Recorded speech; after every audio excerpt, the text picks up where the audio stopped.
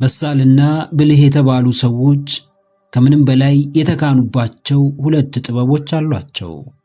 አንደኛው ነገሮችን አርቆ መመልከት ሲሆን ሌላኛው ደግሞ ስሜትን መቆጣጠር ነው። እንደማንኛውም ሰው የግል ሕይወት አላቸው። እንዲሁ የሚመሩበትም የግል መርህ አላቸው። ብስለታቸው ምናልባት በዕድሜ የመጣ ሊሆን ይችላል። ከዕድሜያቸው በፊትም የበሰሉ ግን ብዙ አሉ። እነዚህ ከዕድሜያቸው የቀደሙ ሰዎች ሕይወታቸው ያስቀናል። በሚያደርጉት እያንዳንዱ ነገር ውስጥ ሕይወት አለ። ሐሳባቸው በጣም ያስገርማል። የገጠሟቸውን ችግሮች የሚመለከቱበትና ሊቀርፉት የሚሞክሩበት መንገድ እጅጉን አስደናቂ ነው። በቅድሚያ ይረጋጋሉ። በመቀጠል የገጠማቸው ጉዳይ በእነርሱ አቅም መስተካከል ስለመቻሉ እርግጠኛ ይሆናሉ። ከዛም ቀስ በቀስ እርምጃ ይወስዱበታል። ደረጃ በደረጃም ችግራቸውን በራሳቸው መንገድ ሲፈቱት ይታያሉ።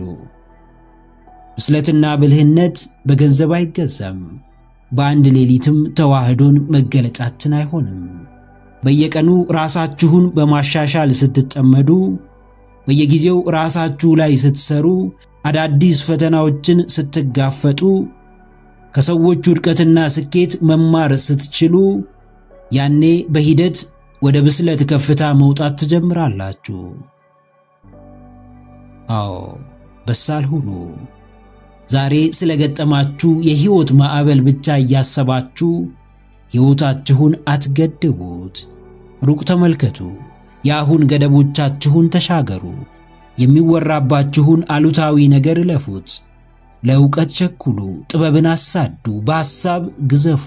በተግባር ቅደሙ። በቻላችሁት አቅም ሕይወት ለእናንተ እንድታዳላ አድርጉ። ቀድመው የነቁ ሁሌም ቀድመው ያተርፋሉ። ከሰዎች የተሻሉ ሰዎች ሁሌም የተሻለ ነገር ያገኛሉ። ብስለት ሁነኛው የአሸናፊነት መሳሪያ ነው። ምንም ነገር በስሜት ከማድረጋችሁ በፊት ቆም ብላችሁ ደጋግማችሁ አስቡ። ምንም መጥፎ ነገር ከመናገራችሁ በፊት ከጀርባው ስለሚያስከትለው ነገር አስቡ። የሕይወትን ምስጢር ለመረዳት የግድ ችግርና ፈተና እስኪፈራረቅባችሁ አትጠብቁ። ከሰዎች ተማሩ፣ ከተፈጥሮ ተማሩ፣ ከራሳችሁ ተማሩ። ሁሌም በእድገት መንገድ ስለመሆናችሁ እርግጠኛ ሁኑ። አስቡ። ስታስቡም በትልቁ አስቡ። በተለየ መንገድ አስቡ። ከመደበኛው አካሄድ ለመውጣት ደፋር ሁኑ። መሪነትን በራሳችሁ ላይ ተማሩ። በጫና ውስጥ ተሽሎ መገኘትን ራሳችሁ ላይ ተግብሩት። አዎ ጀግናዬ፣ የብስለት ተቃራኒ ልጅነት ነው። ልጅ ሕይወቱ እንደ ልጅ ነው። ምንም እንኳን ሐሳቡ ነፃና መልካም ቢሆንም ተግባሩ ግን የተገደበ ነው። ነገሮችን አርቆ የመመልከት ክፍተት አለበት። የሚፈልጋቸው ነገሮች በሙሉ አሁኑኑ እንዲሆኑ ይፈልጋል። ሚዛናዊ እይታና የጠለቀ ግንዛቤ ላይ አጥጋቢ ክንውን የለውም። የብስለትህን ክህሎት ከልጅነት እሳቤዎች ለመውጣት ተጠቀመው። ዕድሜህ ቢያንስም ተግባርህ ግን በጥበብ የተሞላ መሆን ይችላል። ዋናው ጉዳይ የቆይታ ዘመን ሳይሆን በትንሿ ዘመን የተረዷትን የሕይወት ምስጢር ምድር ላይ ማውረድ መቻል ነው። ከፍታም ዝቅታም የሕይወት አንድ አካል ናቸው። ችግርም ድሎትም የመኖር ገጾች ናቸው። ውድቀትም ስኬትም በፈረቃ የሚመጡ ክስተቶች ናቸው። በብስለት ጎዳና የሚያራምደው ጥበብ ግን እነዚህን ሁሉ ተረድቶ እንዳመጣጣቸው ምላሽ መስጠት መቻል ነው። አስታውስ፣ ብስለት ከዕድሜ በላይ የአእምሮ ጨዋታ ነው። ሕይወትን ቀድመ በተረዳህ ቁጥር ከዕድሜ በፊት እየበሰልክና ጥበበኛ እየሆንክ ትመጣለህ። በሳል ሁን። ከማንም በላይ ሕይወትን ተረዳት።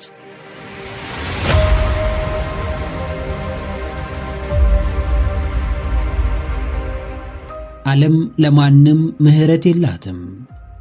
ለፋህ አልለፋህ፣ ዋጋ ከፈልክ አልከፈልክ፣ ወደክ አልወደክ፣ ተሳሳትክ አልተሳሳትክ፣ ተተቸህ አልተተቸህ፣ ራስህን ሰጠሃት አልሰጠሃት በማንኛውም ጊዜ ልትሰብር ትችላለች። በየትኛውም ወቅት ተረማምዳብህ ልትሄድ ትችላለች። እስከ ተወሰነ ጊዜ ልፋትህ ምንም አያመጣልህም። ስቃይህ ምንም ክፍያ አያስገኝልህም። ጠንክሮ መስራትህ ወዴትም ፈቀቅ አያደርግህም። ከፈተና ፈተናን ብትሻገር፣ ከመከራ መከራን ብታልፍ፣ ካስቸጋሪም አሰቃቂውን የሕይወትህን ክፍል በአሸናፊነት ብትሻገር ምንም አይነት ሽልማት ላታገኝ ትችላለህ። ምንም የተለየ ውጤት ላትመለከት ትችላለህ። ከሰውም ከዚህ የተለየ ነገር አትጠብቅ። ዋጋ ብትከፍልላቸውም የሚገፉህ አሉ። ራስህን ብትሰጣቸውም ላንተ ምንም የተለየ ነገር የማያደርጉልህ ሰዎች ይኖራሉ። አዎ ጀግናዬ፣ እየተሰቃየህ ደግ፣ እየታመምክ ተቀየር። ዋጋ እየከፈልክ ማንነትህን ገንባ። ውጫዊ ውጤት ባትመለከትም ውስጣዊ መሻሻልህን ከልብህ ተረዳው። ጊዜያዊውን ብለጠው፣ ከሚጠፋው ደመና በላይ ሁን። ወቅታዊውን የውስጥ ጫጫታ፣ ውስጣዊውን ምቾት ማጣትና ጭንቀት ተሻግረህ ለፍ። ባትለፋ፣ ባትጥር፣ ባትቸገር፣ ባትሰቃይ ምን የሚፈጠር ይመስልሃል? የቁም እስረኛ ትሆናለህ። ነፃነትህን በፍቃድህ ታስረክባለህ። ትርፍ አልባውን ሕይወት እስከ ፍጻሜው መኖርህን ትቀጥላለህ። በረከቶችህን መርሳት፣ እርግማኖችህንም መቁጠር ትጀምራለህ። ሰበበኝነት፣ አማራሪነትና አልቃሻነት የየዕለት መገለጫ ይሆናል። ዓለምን መስማት አቁምና ልብህን አዳምጥ። መረጃ መሰብሰብ አቁምና በተለየ መንገድ መታገል ጀምር። በገዛ ሐሳብህ መሰናከል አቁምና የተሻለውን ተግባራዊ ሐሳብ አመንጭ። ጥግ ይዞ በማለቃቀስ ጀርባ ሰጥቶ ምክንያት በመደርደር ቢሆን ኖሮ ስንቶች ባለፈላቸው ነበር። ስንቶች ሕይወታቸው በተቀየረ፣ ስንቶችስ በተሳካላቸው ነበር። ከአላፊው ሁኔታ በላይ ሁን።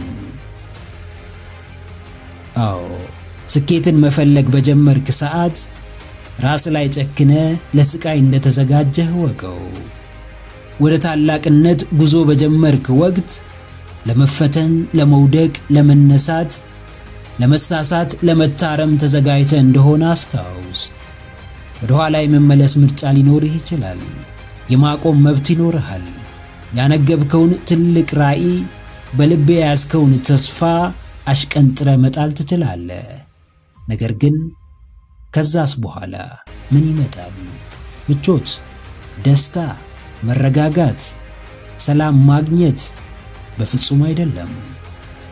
የባሰው ትርጉም አልባ ጭንቀት ካቆምክ ማግስት ከቤትህ ይገባል። ዋጋ ቢስ የሆነ ስሜት ገና በጠዋቱ ያሰቃይህ ይጀምራል። ሚዛን አልባው ሕይወት በተራነት እሳቤ ሊተበትብ ሲጥር ትመለከታለህ። እየተሰቃየህ ደግ፣ ስሜቶችን እየተጋፈጥክ ስኬትህን አሳድግ። እየተጨነቅ ሕይወትህን ቀይር። እየተመታ እየተገፋ ማንነትህን ስራው።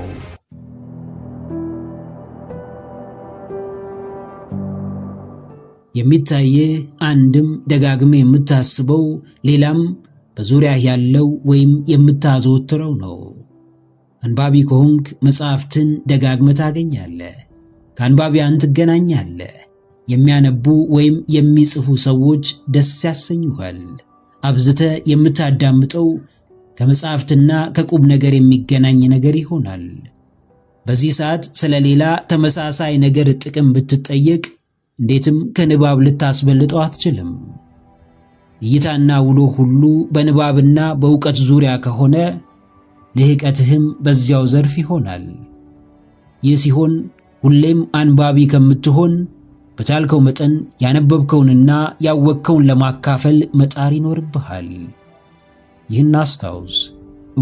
ዕውቀት የሚሆነው ተግባር ላይ ውሎ ኃይልና ጥበብን ሲሰጥ ብቻ ነው። ሁሌም ተጠቃሚ መሆንና የሚበቃውን ያክል ተጠቅሞ ዳግም ጠቃሚ አድርጎ ማቅረብ ጥበብ ነው። አዎ ጀግናዬ፣ ተጠቃሚ ብቻ አትሁን። ተገልጋይ ብቻ፣ ተቀባይ ብቻ አትሁን። የወሰድከውን አሻሽሎ የማቅረብ ልምድን አዳብር። ከተሰጠህ በማትረፍ ለራስህም ሆነ ለሌሎች ለመትረፍ ሞክር። የሁልጊዜ ተመልካች ሳይሆን ከምልከታው ተነስቶ ውጤት የሚያመጣ ብርቱ ሰው ሁን።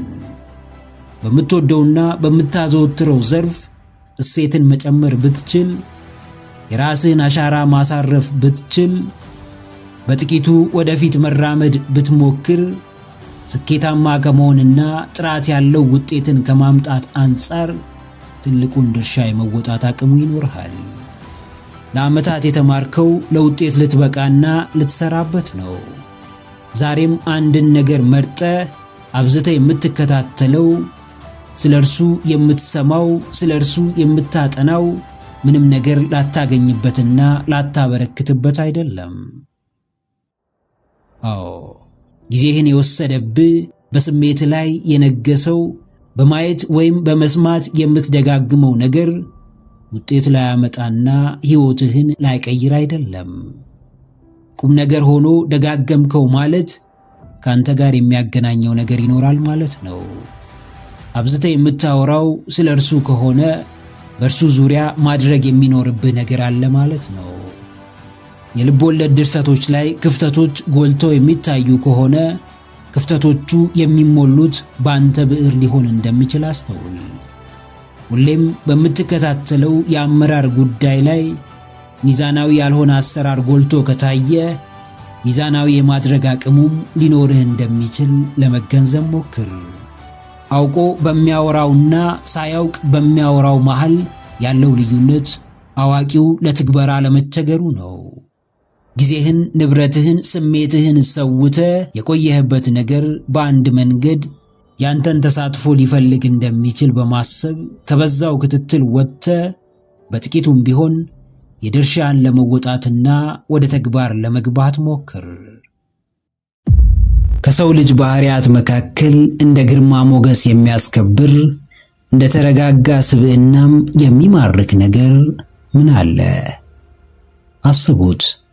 ስማችሁ ሲነሳ ግርማችሁ ሲከተላችሁ፣ ለትንሹም ለትልቁም መደንገጥ ስታቆሙ፣ ሰዎች እናንተን መከተል ሲጀምሩ፣ አስቡት።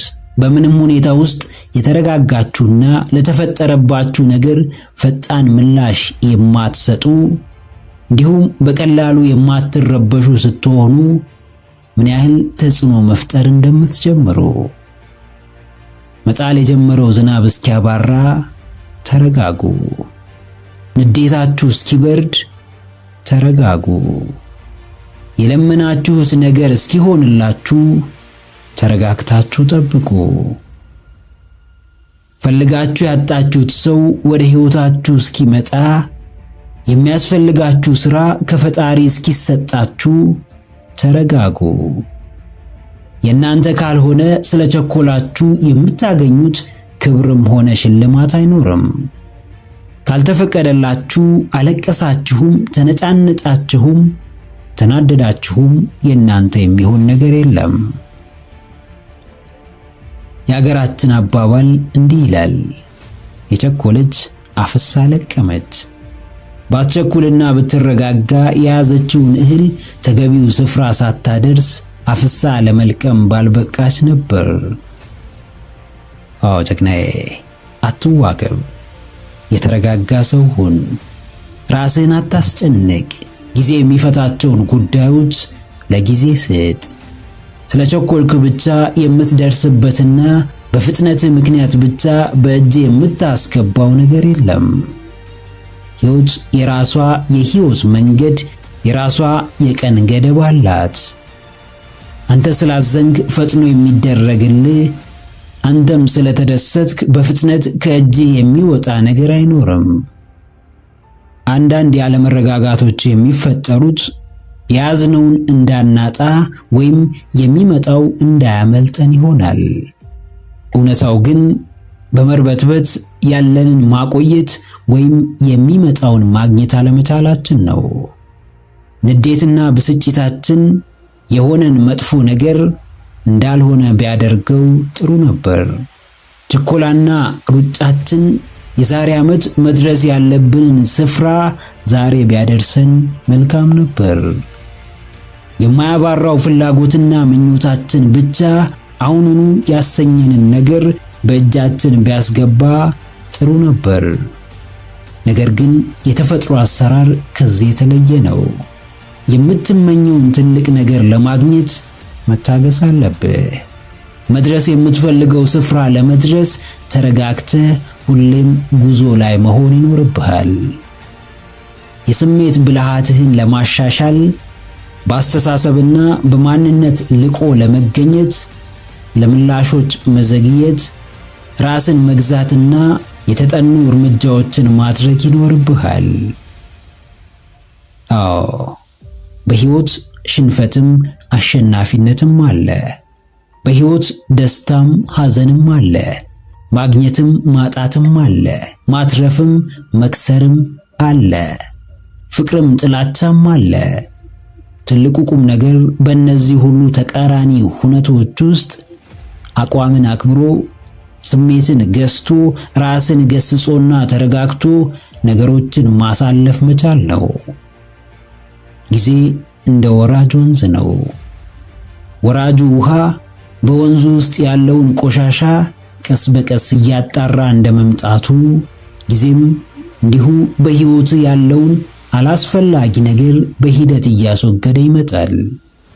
ይህም የሚሆነው ስለቸኮልክ ወይም ያዙኝ ልቀቁኝ ስላልክ አይደለም።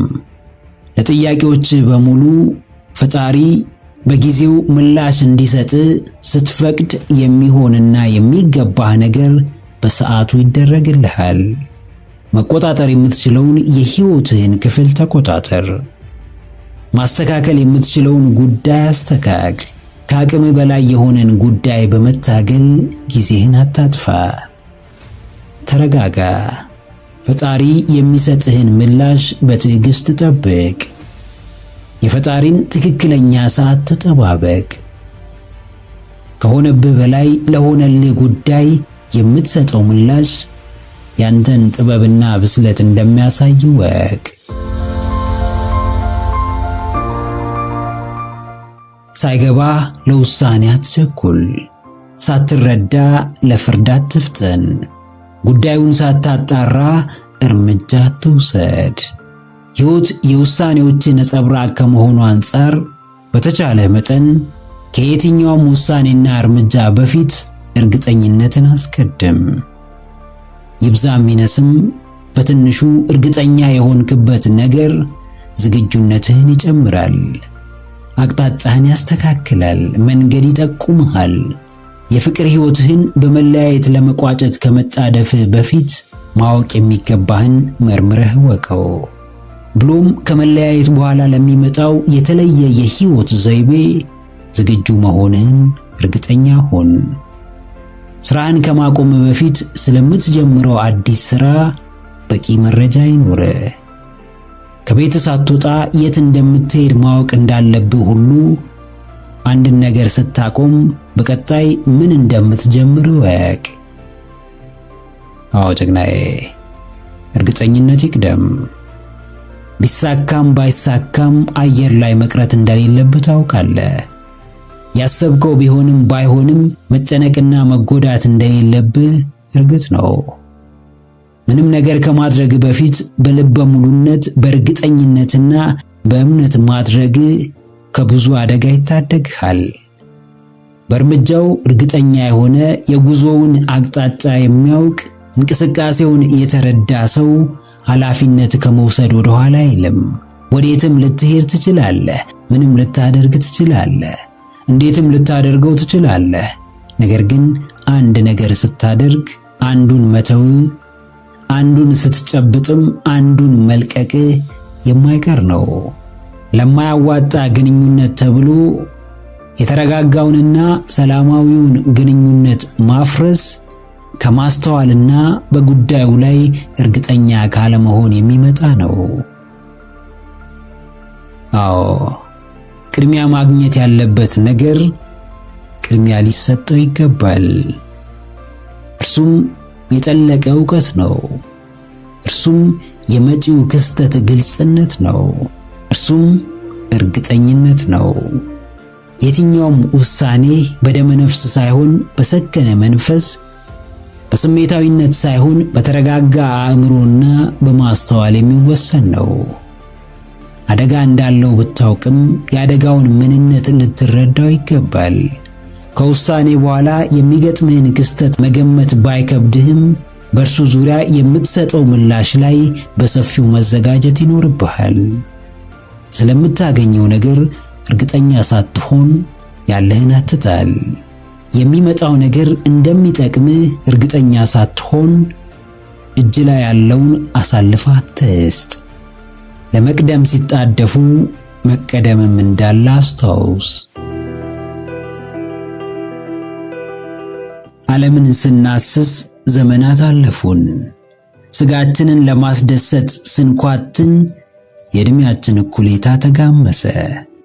በማስመሰል ስንመላለስ ገጽታችን ሁሉ ተቀያየረ። ድካማችን ለምን እንደሆነ አናውቅም፣ ነገር ግን ሳንታክት እንደክማለን። ምን እንደምንፈልግ አናውቅም፣ ነገር ግን ሁሌም ፍለጋ ላይ ነን። አእምሯችን ለአንዴም አርፎ አያውቅም። አካላችን ቢቀመጥም ሐሳባችን ግን የምኞት ውቅያኖስን ይዋኛል። ሰውነታችን የተረጋጋ ቢመስልም ውስጣችን ግን ሁሌም ላይታች ይላል። እንዲሁ ይዋትታል፣ ይደክማል። የዚህ ሁሉ ድካም ምክንያት እውነትን አለመያዛችን ነው። ከእውነት አለመጠጋታችን፣ ከውሸት ዓለም እውነትን አለመምረጣችን ነው። ይህ የምንርቀው እውነት፣ ይህ የሰላም ባለቤት፣ የፍቅር ንጉሥ፣ የእርካታ ምንጭ ደግሞ የዘላለም አምላክ ፈጣሪ ነው። የዓለም ስጦታ ሲታይ ትልቅ ነው፣ ሲጨበጥ ግን ጉም ነው። ዓለም የምታጎናጽፈን ክብር መመዘኛው ሁሌም ዓለማዊ ልኬት ነው። ከእውነት ተጠጉ፣ ከሰላም ባለቤት ተወዳጁ። በሕይወታችሁ የፍቅርን ጌታ አንግሱት፣ በጉዟችሁ ሁሉ እርሱን አስቀድሙ። ምድራዊ ጸጋ፣ ዓለማዊ ክብር ዘመናችሁን በሙሉ አብሯችሁ አይቀመጥም። ዘመናችሁን ሙሉ የምትለፉለት ገንዘብ ውስጣዊ እርካታን ሊሰጣችሁ አይችልም። የዘወትር ምኞታችሁ የሆነው የሰው ፍቅርና ዝና አእምሯችሁን ሊያሳርፍ አይችልም። እግዚአብሔር አብሮን ከሌለ ሕይወታችን ባዶ ነች። በምድር ላይ የምር ካልተመላለስን፣ የእውነት ለነፍሳችን ቅድሚያ ካልሰጠን፣ ከልባችን ፈጣሪን ካልተጠጋን ምንም መንፈሳዊ ጸጋ ሊኖረን አይችልም። የምታዩት የዓለም ክብር፣ ዝና፣ ጌጥና ገንዘብ፣ ጭብጨባና ውዳሴው ሁሉ ያጓጓል። ነገር ግን ሲደረስበት ያለ ፈጣሪ በረከት ምንም ነው።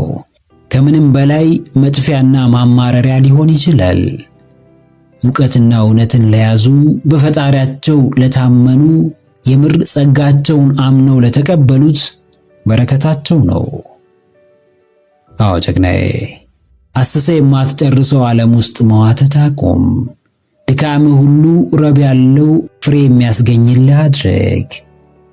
ትልቅ ነገር የሚሰጥ ፈጣሪ እንጂ ዓለም አይደለም።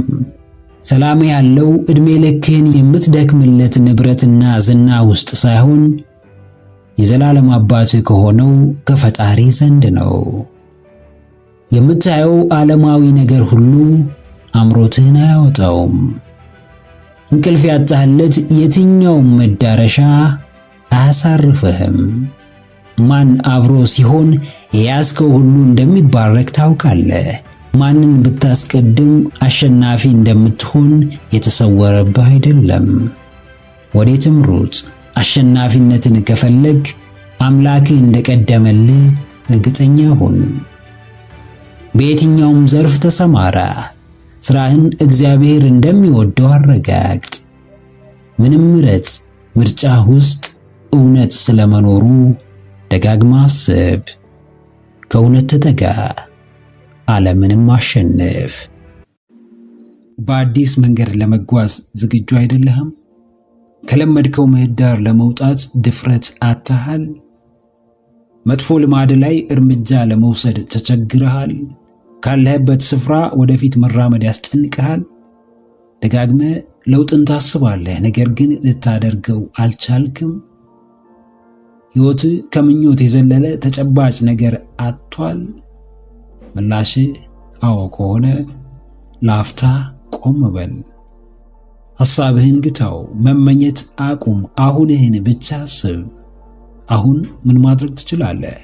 በአንተ አቅም ሊሆን የሚችለው ነገር ምንድነው? በእግዚአብሔር እርዳታ አንተ ብቻ ልታከናውነው የምትችለው ነገር ምንድነው? ትችለዋለህ የተባልከውን ሁሉ ላትችል ትችላለህ። ይመጥንሃል የተባለው ሁሉ ላይመጥንህ ይችላል። ካንተ ጋር ይሄዳል የተባለው ሁሉ ላይሄድ ይችላል። ነገር ግን ኢነርጂህን ቆም ብለህ አስተውለው፣ ስሜትህን አዳምጠው። አዎ ጀግናዬ፣ ማስመሰል ይብቃ። የምር ኑር። የእውነት በምድር ላይ ተመላለስ። ስሜት በሚሰጡ ነገሮች ላይ ጊዜ አሳልፍ። ኢነርጄቲክ የሆንክባቸውን ነገሮች እየፈለግክ አድርግ። ሕይወትህን ከመጠበቅ በላይ በመጀመር ከፍርሃት በተሻለ አዳዲስ ነገሮችን በመሞከር በተለየ መንገድ በመጓዝ ሙሉ አድርገው። ምንም ለማድረግ ትክክለኛውና ፍጹም እንከን አልባ የሆነን ጊዜ የምትጠብቅ ከሆነ እድሜህን በሙሉ በጥበቃ ማሳለፍ አይቀርም። ሁሌም ምቾት እንዲሰማ የምትፈልግ ከሆነ መቼም ከትናንት የተሻልክ ዛሬን የበቃ ለነገም የተዘጋጀ ሰው ልትሆን አትችልም። ምቾት እንደ ወራጅ ውሃ ነው፣ እያሳሳቀ ወደ ሞት ይዞ ይሄዳል። ሲመች ደስ ይልሃል። ሁሉንም ነገር በቀላሉ ማግኘት ስትችል የሚያሳድግህን ፈተና ግን ታጣለህ። የያዝከውን ይዘሃል፣ ነገር ግን ሁሌም የተሻለ ነገር ያስፈልግሃል። አዎ ሕይወት ጣዕም ይኖራት ዘንድ፣ መኖር ያጓጓ ዘንድ ሁሌም አዲስ ነገር ያስፈልጋታል። በውጣ ውረድ የተሞላ መዳረሻ ያለው ሊሆን ይገባል። ማናችንም ለጸጸት አልተፈጠርንም። ማናችንም ለስቃይ ወደ ምድር አልመጣንም። እግዚአብሔር ሁሌም የኛን የምር መኖር፣ የኛን የእውነት በደስታና በምስጋና መመላለስ ይፈልጋል። አባት ልጁ ምንም ያህል አጥፊና አስቸጋሪ ቢሆንበት እንኳን በፍጹም ውድቀቱንና ስቃዩን አይመኝለትም። አባት ሁሌም አባት ነው። የሰማይ አባታችን ደግሞ ፍጹም እንከን የሌለው አባት፣ በሚያደርግልን እያንዳንዱ ነገር በጭራሽ የማይሳሳት አባት ነው። መሆን ስላለበት የሆነው ሆኗል፣ ነገር ግን ለበጎ ሆኗል። እግዚአብሔር ስለፈቀደ ተከናውኗል። የኛ ድርሻ እንደሚበጀን አምኖ መቀበል ነው። በሆነ ባልሆነው ራስህን እያስጨነቅክ አትኖር። ሕይወትህን ሰስታት፣ ለመኖር ራራ። የምታደርገውን ነገር የምር የእውነት ከልብህ አድርገው። የሚደገምልህ እውነት የለምና እያንዳንዱን የመኖር ቅጽበት እንዳይቆጭ አድርጋ አጣጥማት። ሊኖር የሚገባ ሐሳብ ያለው ሁሉ ያን ሐሳብ እንዳይኖር የሚተናነቀው ሌላ ተቃራኒ ኃይል ውስጡ አለ። ማሳካት የሚፈልገው የሕይወት ዓላማ ያለው ሁሉ እንዳያሳካው አሳስሮ የሚያስቀረው አሉታዊ ስሜት በውስጡ አለ። ማንም ከወትሮ የተለየ አዲስ ነገር ማድረግ ቢፈልግ አእምሮውን ከፍላጎቱ የሚገድበው ተቃራኒ አሉታዊ ፍላጎት አለ። የዚህ ሁሉ አሉታዊ ሐሳቦችና ተግባሮች ምንጭ ፍርሃት ይባላል። አንድ የማይፈራ ሰው በዓለም ላይ ብትፈልጉ አታገኙም። አንድ ከፍርሃቱ በላይ ፍላጎቱን ያስቀደመ ሰው ብትፈልጉ ደግሞ እጅግ በጣም ብዙ ሰው ታገኛላችሁ። ነገር ግን ምንም ቢበዛ ፍላጎቱን በፍርሃቱ ሸፍኖ የማይገባውን ሕይወት ከሚኖር ሰው በላይ አታገኙም። ማንም ሰው ሊቀበለው የሚገባ እውነት ቢኖር የማይፈራ ሰው አለመኖሩን ነው። አዎ ጀግናዬ፣ ማንም አያመልጠውም። አንዳች ሰው ከእርሱ ተሸሽጎ መኖር አይችልም። ማንም ከእርሱ የነጻ ሰው የለም። ሁሉም ሰው ባለበት ሁኔታ እንደየደረጃው ፍርሃት አለበት። ተማሪው ፈተናን የማለፍ ብሎም ሥራ የማግኘት ፍርሃት አለበት። ሰራተኛው የሥራው በቂ ገቢ አለማስገኘት ብሎም አስደሳች አለመሆን ያስፈራዋል። ባለስልጣኑ የስልጣኑ ማብቂያ ጊዜ ስጋት ውስጥ ይከተዋል። የራሱን ሥራ የሚሰራው ኢንተርፕረነር የውድቀት ተቀባይነት ያለማግኘት፣ ስኬታማ ያለመሆን ፍርሃት አለበት። አስብ፣ አልም፣ እቅድ አውጣ፣ ቁጭ ብለህ ምኞትህን አሰላስል። ነገር ግን በተግባር ሞክረህ ካላየኸው የውስጥ ፍርሃትህን ልታሸንፈው አትችልም። ፍርሃትህን ችላ ያልከው ሌላ ምክንያት እየደረደርክለት እንደ ትንሽ ነገር እየተመለከትከው ልታልፈው አትችልም። አዎ፣ ለአንድ ነገር ፍላጎት እንዳለ ሁሉ ፍርሃትም ይኖርሃል። ፍላጎትህ ከፍርሃትህ አንሶ ከተገኘ እንዴትም የፈለግከውን ነገር በእጅ ልታስገባው አትችልም። ስኬትም ሆነ ልቆ መገኘት ከፍርሃታቸው ፍላጎታቸውን ላስበለጡ ብርቱ ሰዎች ብቻ የሚሰጥ ሽልማት ነው። ከማንም የማያንስ ዕውቀት ይኖር ይሆናል። ዕውቀትህን አውጥተህ ለመጠቀም ደፋር ካልሆንክ ግን ዕውቀትህ ዋጋ የለውም። የተሻለ ሐሳብ፣ የተሻለ ራዕይ ይኖር ይሆናል። ነገር ግን በፍራቻህ ቀብረኸው ከሆነ መቼም እንዴትም ልትኖረውና እውን ልታደርገው አትችልም። ችሎታ ያለው ብዙ ሰው ይኖራል። ፍርሃቱን የመጋፈጥ ድፍረት ያለው ግን እጅግ በጣም ጥቂት ነው። ይህን አስብ። በእርግጥ አሁን የምኖረውን ሕይወት የምኖረው ፈልጌው ነው ወይስ ከቀየርኩት የሚመጣብኝን ነገር ፈርቼ ነው? ምርጫ እንዳለ አስታውስ። በፍርሃት ጥላ ስር ፍላጎትህን የመቅበር እንዲሁም ከፍርሃትህ በላይ ፍላጎትህን አጉልቶ የማሳየት ምርጫ። የሚያዋጣህን አንተ ታውቃለህና ጊዜ ሳታጠፋ በፍጥነት ምርጫህን አስቀድመ ወደ ሥራ ግባ። ወስነ ወደ ትግል ከገባህና ከፊት ለፊት የመጣውን ነገር በሙሉ ለመጋፈጥ ራስህን ካዘጋጀ፣ ፍርሃትህን ስርስር እየተከተልክ የምታሳድድ ከሆነ፣ ከትናንት ማንነትህ በተሻለ የዛሬውን መገንባት ላይ ካተኮርክ፣ የድሉ መሠረት አንተ መሆን ትጀምራለህ። አሸናፊነት ጥሎ ማለፍ ብቻ አይደለም። ድል አድራጊነት ልቆ መገኘት ብቻ አይደለም። አስፈሪውን ውጣ ውረድ የተጋፈጠም አሸናፊ ነው። ላመነበት ነገር በድፍረት የሚፋለምም ባለድል ነው። እያመመውም እየጎረበጠውም ቢሆን ወደፊት መጓዝን የመጀመሪያ ምርጫው ያደረገም አሸናፊ ነው። በተመቻቸ ሁኔታ ውስጥ ድል አድራጊ ጀግና አይገኝም። ሁሉም ነገር አልጋ በአልጋ በሆነ ሰዓት አሸናፊ አይፈጠርም። በፈታኝ ሁነት መሃል ደፋርና ወደፊት የሚጓዝ ሰው ከመጨረሻው ባይደርስ የአሸናፊነት ሽልማት ባይሰጠው ስሙ ከፍ ብሎ ባይነገር እንኳን ድፍረቱና ወኔው ብቻ አሸናፊ ያደርገዋል። አዎ ጀግናዬ፣ ድፍረትህ ድልህ ነው። የማይሆን የሚመስለውን የማይቻል የማይተገበር የሚመስለውን ነገር ፊት ለፊት መጋፈጥህና ለማድረግ መሞከርህ በራሱ አሸናፊነት ነው። ለመማር ራሱን ያዘጋጀ ሰው የእውቀትን፣ የመሻሻልን፣ የማደግን ዕጣ ፋንታ በእጁ ይዞ የሚጓዝ ነው። ሙሉ በሙሉ ለማሸነፍ ጥረትህን መጀመር አለብህ። ሳትጀምር አሸናፊነት የሚባል ነገር የለም። የድል መሠረት ድፍረትህ ነው። ውስጥ የሚቀጣጠለው የትልቅነት ወኔ ነው። ፋታ የነሳህ የዛሬ ችግርና ስቃይ ነው።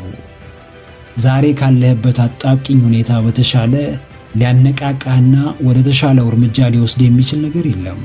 ያለፍክበት መንገድ፣ የደረሰብህ ተጽዕኖ፣ የከፈልከው ዋጋ፣ የወጣኸው የወረድከው አቀበት ቁልቁለት፣ የተሰጠህ ያልተገባ ስም፣ የከዳህ ወኔና ድፍረት በሙሉ የተሻለ ተግባር እንድትፈጽም ወደፊት እንድትጓዝና ለድል እንድትበቃ የሚያደርግህ አይነተኛ ማንቂያ ነው።